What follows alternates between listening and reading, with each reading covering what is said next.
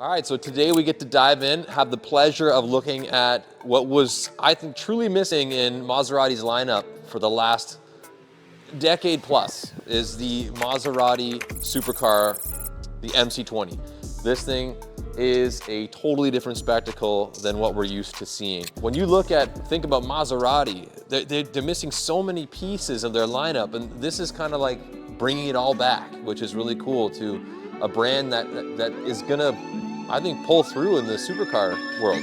Let's take a look at this thing.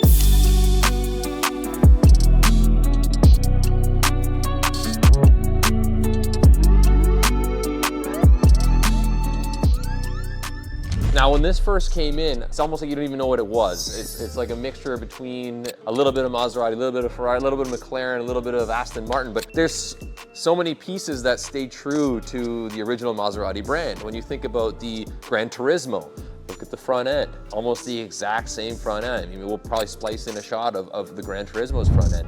Very similar front air intake system, so that stays true. Then, as we move up, we got a kind of a totally different hood, air vents to the front to help this thing, I guess, stay down. Its aerodynamics are really smooth, really streamlined. They keep the Maserati logo right in the light, which is a huge staple to Maserati as well, which is a really nice piece.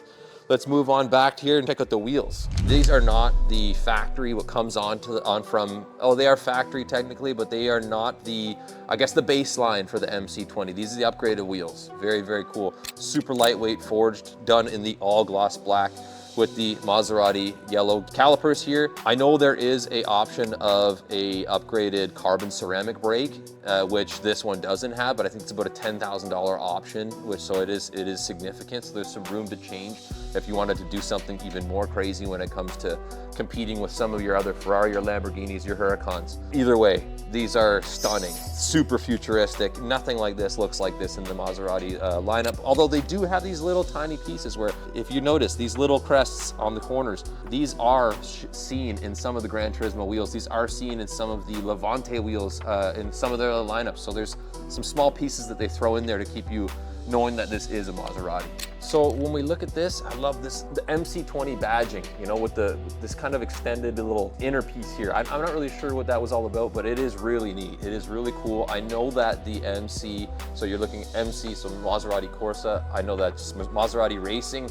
The 20 stands for the year that it was, what it was created, or just, I guess, released or designed. Anyway, let's take a look at this side here. Now you got all these streamlined curves, but then you got this kind of like really different coloration. I don't think these are available in different upgrades like carbon fiber or whatnot, but it's still super lightweight stuff.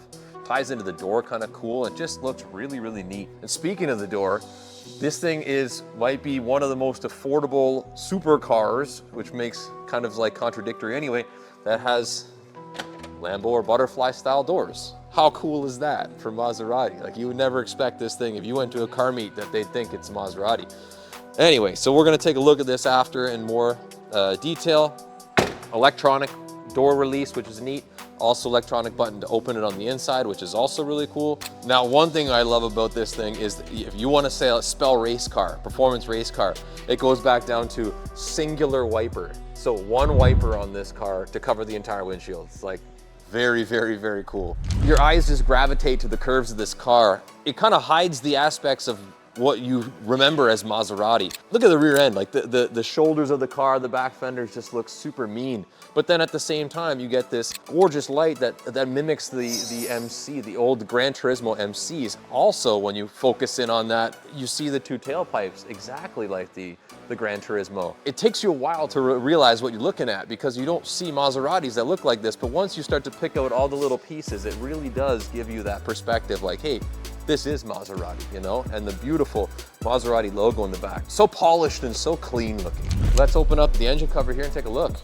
Now you notice there's some storage ability in the back, even though this is a mid-engine supercar. A lot of these mid-engine supercars don't come with any storage space in the back, but this is enough to, you know, put a bag, put some books, put whatever you need.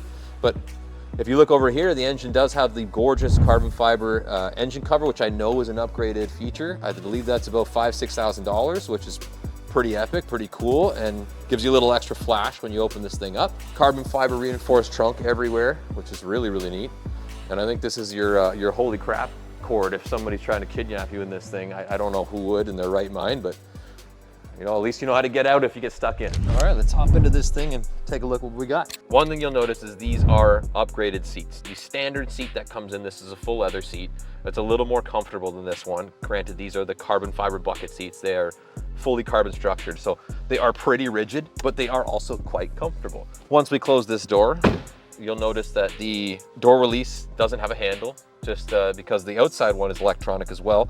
So you have a simple button here that pops that open, and again, if you lose power, there is a manual release that's tucked on the side of the seat, which is cool. Carbon fiber steering wheel, carbon fiber paddle shifters, which is nice. These are, I think, standard features in this car. But one thing I do love that I notice is that the carbon paddle shifters are separated. They're part of the driving console, not the steering wheel like in a lot of these cars, the supercars. It's very, very nice that when you're turning that wheel, the shifter is always going to be in the same spot. It doesn't go with the wheel, which is a really cool feature. And then you got your screen in here. Let's turn this ignition on and take a look at what we got. So you also have your start button here, of course, a launch mode, which you can launch once you change your driving settings, which are right here. You got wet, GT, sport. I know there's a Corsa setting as well, that if you can turn off the traction control and really let this thing loose. But you got these carbon fiber accessories everywhere, full Alcantara interior, which is really race spec, but again, very comfortable car. The kick plates are really cool, aluminum with the Maserati etched inside there, and then you have the aluminum pedals as well. So really, really neat on the interior. It's got a nice growl to it, you know, for the size motor that it is. Give it a nice, pretty cool. Oh yeah, now that we got this thing started up, we get a little bit more of a feel of what it's going to feel like when we're driving. An infotainment system that I always kind of found is a little strange with Maserati and Ferrari. Sometimes it's very similar to the Dodge, you know, your Dodge Rams or any of your Dodge models. But then again, it still works really well because it's not too big, not too overwhelming, really easy to use. You know, your climate control, everything else is done through here, navigation, so on and so forth. When you go into your reverse, you got your nice camera right there, because the rear window in this car is not very big, as you can see. And I think the neat part is, I believe that there is a switch here that will turn the rear view mirror into a camera. Yeah, there it is right there. Super neat. So once if you're reversing, you got a little bit more clearance to look at, since you can't see really anything when you turn around through the back window. You just flip that back and it turns back into a mirror again. So super neat, very cool. Reverse down here, you got your window switch buttons down here. Nice little design of the MC20 right there that pairs in well. Also got a Maserati front end lifting system. That's again, so if you're going into tight quarters or somewhere that needs some ground clearance, that's really easy to get to through the button press right there. Volume control and your cruise control is very easy to use too. All right, let's jump out and talk about some numbers. And now underneath the, I guess it's not really underneath the hood, but in the mid of this engine, it is a 3-liter V6 twin turbo, riles up 620 change horsepower. So it still is a rocket for being a 6-cylinder motor. 0 to 60 in sub 3 seconds. Not something to overlook. This car is going to be a contender, I think, in the supercar market. So anyway, you want to see this thing and lots of other crazy units, come down and see us for As Auto Sales. My name's Peter, and don't forget to subscribe.